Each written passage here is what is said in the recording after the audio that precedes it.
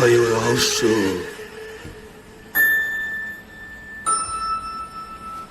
এখানে ভয় পেতে নেই মানা। হ্যালো বন্ধুরা, আমি কল্লোল আছি তোমাদের সঙ্গে, আর তোমরা শুনছো ভয় ও রহস্য। আশা করি তোমরা সবাই ভালো আছো। আমাদের ভয় ও রহস্য চ্যানেল কখনোই বলে না কোনো অলৌকিক বা ভৌতিক ঘটনাকে বিশ্বাস করতে। যারা বিশ্বাস করেন সেটা তাদের সম্পূর্ণ ব্যক্তিগত মতামত, আর যারা বিশ্বাস করেন না তারা আমাদের ঘটনাগুলিকে এন্টারটেইনমেন্ট হিসেবেও নিতে পারেন। তো আজকের শিলিগুড়ির মাটিগাড়া থেকে ঘটনাটা পাঠিয়েছেন অঙ্কিতা। অঙ্কিতা তার বান্ধবীর সাথে এই ঘটনাটা ঘটেছিল 2023 সালে কার্শিয়াংয়ের ডাউহিলের একটি স্কুলে পড়ার সময়। ওই স্কুলের স্টাডি হল আর করিডোরটা ছিল, বিশেষ করে ওই স্টাডি হলটা ছিল মারাত্মক রকমের হন্টেড। অঙ্কিতা বলেছে যে ওরা এর আগেও শুনেছে যে ওই জায়গাটা খুব হন্টেড, কিন্তু আগে সেরকম ওরা গুরুত্ব দেয়নি। কিন্তু সেই দিনের ওই মারাত্মক ঘটনার কথা ভাবলে অঙ্কিতা বলেছে, বিশ্বাস করো দাদা, আজও গায়ে কাটা দেয়। তো বন্ধুরা, তোমরা বুঝতেই পারছো যে আজকের ঘটনাটা কতটা ক্রিপি হতে চলেছে। তাই তোমাদের সকলকে বলবো, তোমরা কেউ কোথাও যাবে না, প্রথম থেকে শেষ পর্যন্ত পুরো এপিসোডটা খুব মন দিয়ে শোনো। আশা করছি আজকের এই ঘটনাটা শুনে তোমাদের খুব ভয় লাগবে।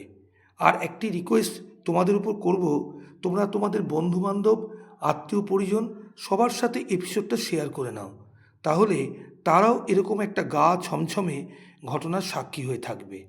তো বেশি কথা না বাড়িয়ে আজকের এপিসোডটা শুরু করছি। আজকের এপিসোড নাম্বার 16। অঙ্কনা যেভাবে আমাদের সাথে ঘটনাটা শেয়ার করে নিয়েছে, ঠিক সেভাবেই আজকে তোমাদের সাথে ঘটনাটি বলার চেষ্টা করছি। আমি তখন ক্লাস 10-এ পড়ি। তার আগের বছরই ওই স্কুলে অ্যাডমিশন নিই। বাড়ির অ্যাটমসফিয়ার আর হোস্টেলের পরিবেশ একেবারেই আলাদা। তারপর আবার পাহাড়ি পরিবেশ।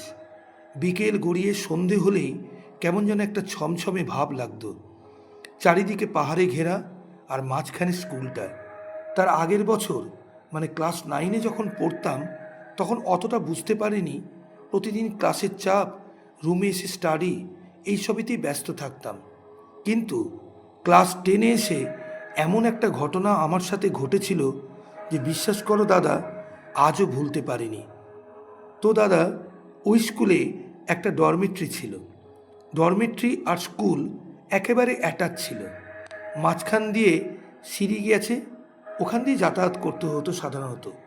তো যথারীতি ডিফারেন্ট ক্লাস ছিল, আর ক্লাস 4 থেকে 10 অবধি সিনিয়র ক্লাস, আর 4টা থেকে 5টা অবধি 1 ঘন্টা সন্ধেবেলাটা আমরা মাঠেই থাকতাম। 5টা থেকে 7টা আমাদের স্টাডি সেশন ছিল।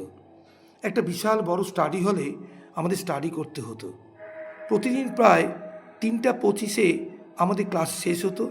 তারপর আমরা যেতাম উপরে ডরমিট্রিতে। যারা হোস্টেলার্স, তারা মানে আমরা ইউজুয়ালি আমাদের ট্র্যাক স্যুটটা পরে আমরা ডাইনিং রুমে 3:30 কি 3:35-এর মধ্যে আসতাম আমাদের টি করার জন্য। বিকেলবেলা স্ন্যাক্স আর কি, যেটা এইভাবেই প্রতিটা দিনের রুটিনগুলো আমাদের চলতো। তো এরকম একদিন ডাইনিং রুমে ঘটনাটা ঘটলো কি, যথারীতি 4টার মধ্যে সবাই আমরা বাইরে বেরিয়ে গেছি। ভেতরটা তখন ফাঁকাই ছিল। বাইরে তখন সবাই মাঠে খেলছিল। ভেতরে থাকার কারো অ্যালাউড নেই আর কি। আমি আর আমার বান্ধবী ভাবলাম সামনেই হাফ ইয়ারলি এক্সাম ছিল, তাই স্টাডি হলে যাচ্ছিলাম একটু নিরিবিলি পাবো বলে। ভাবলাম এখানে একটু বসে পড়ি, কোনো রকম ডিস্টার্ব হবে না। একটু মনে ভয় ভয় লাগছিল ঠিকই, কিন্তু কি করব, পড়তে তো হবে। ব্রিটিশদের সময়ের স্কুল ছিল বলে পুরো স্কুলটাই ছিল কাঠ দিয়ে প্রত্যেকটা জিনিস। তো একটু পায়ের আওয়াজ হলেই একটা খটখট আওয়াজ হতো। যাই হোক, প্রথমে আমার বান্ধবী যেতে একটু ভয়ই পাচ্ছিল, কারণ এর আগেও স্কুলের অনেক ক্লাসমেট বলেছিল আমাদের একা কখনো স্টাডি হলে না যেতে। অনেকেই অনেক রকম নাকি অনুভূতি হয়, তা আমি অতটা তখন কানে তুলিনি। যাই হোক, সেদিন আমার বান্ধবী একটু ভয় পেলেও বললাম, যাই চল, কিচ্ছু হবে না। তো আমি আগে গেলাম, ও আমার পিছনেই ছিল। যখন স্টাডি হলে ঢুকলাম তখন হঠাৎ করে কি বলবো, চারিদিক থেকে একটা দমকা বাতাস দিতে শুরু করলো। আর কি বলবো, দরজা জানলাগুলো সব বিশাল শব্দ করে বন্ধ খোলা হতে শুরু করলো। ওই দৃশ্য দেখে সত্যি আমরা দুজন এত ভয় পেয়ে গেলাম যে করিডোর দিয়ে দৌড়াতে শুরু করলাম। পিছন থেকে একটা অদ্ভুত আওয়াজ আসতে শুরু করলো, খানিকটা গোঙানির মতো লাগছিল। যখন আমরা ঠিক সিঁড়িটা দিয়ে নামবো, ঠিক সিঁড়িটার বাঁ দিকে গেলে ডাইনিং হল, আর সিঁড়িটার সোজাসুজি হচ্ছে আমাদের অফিস রুম। ওটা একটা লোয়ার অফিস ছিল, প্রিন্সিপালে আলাদা একটা মেইন অফিস আছে। যাই হোক, অফিসটার পাশে পুরনো ভাঙাচোরা কাবার্ডগুলো ছিল, যার মধ্যে আগেকার পাসওয়ার্ড ব্যাচের ড্রয়িংগুলো রাখা ছিল। তো আমরা ওখান দিয়ে দৌড়ে এসেছি প্রায় অনেকটাই। দৌড়ানোর পরে হঠাৎ দেখলাম আমার বান্ধবী পাশে নেই। আমি তো চমকে গিয়ে পিছন দিকে তাকাতে গেলাম। হঠাৎ পিছন তাকাতে গিয়ে দেখলাম ওই কাবার্ডগুলোর কাছে, মেইন করিডোরের যে দরজা, তার কাছে যে একটা গ্যাপ ছিল, সেখানে একটা হোয়াইট গাউন পরা একটা মেয়ের ফিগার দেখতে পেলাম। জায়গাটা এত অন্ধকার ছিল যার কিচ্ছু বোঝা যাচ্ছিল না।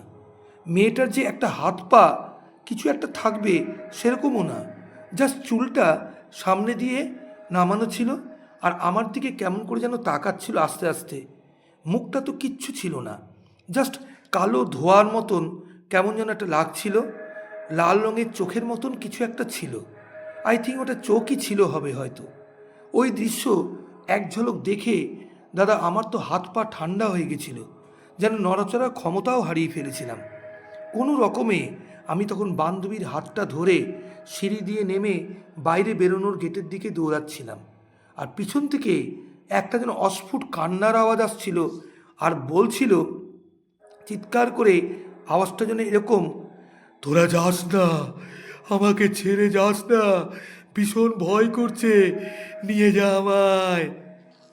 ওই কান্নার আওয়াজ আজও জানো দাদা আমার কানে আসে। তারপর কোনো রকমে আমরা যখন বাইরে আসলাম, তখন সবাই আমাদের বকলো, কেন তোমরা কাউকে না জানিয়ে গেছিলে। যাই হোক, কী করব, একটা অদ্ভুত অনুভূতি হয়ে গেল। হাত পা ঠান্ডা হয়ে গেছিল, সেই রাত্রিতে ঘুমই আসছিল না, শরীরটাও কেমন যেন অবশ হয়ে গেছিলো আমাদের।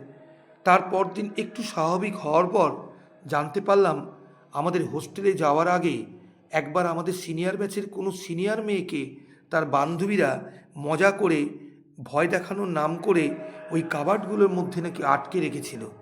পরে জানা যায় ওই মেয়েটি দম বন্ধ হয়ে ওই কাবার্ডের মধ্যেই মারা যায়। তারপর থেকে ওইখানে ওর আত্মা ঘুরে বেড়ায়, কাউকে কখনো কখনো দেখাও দেয়।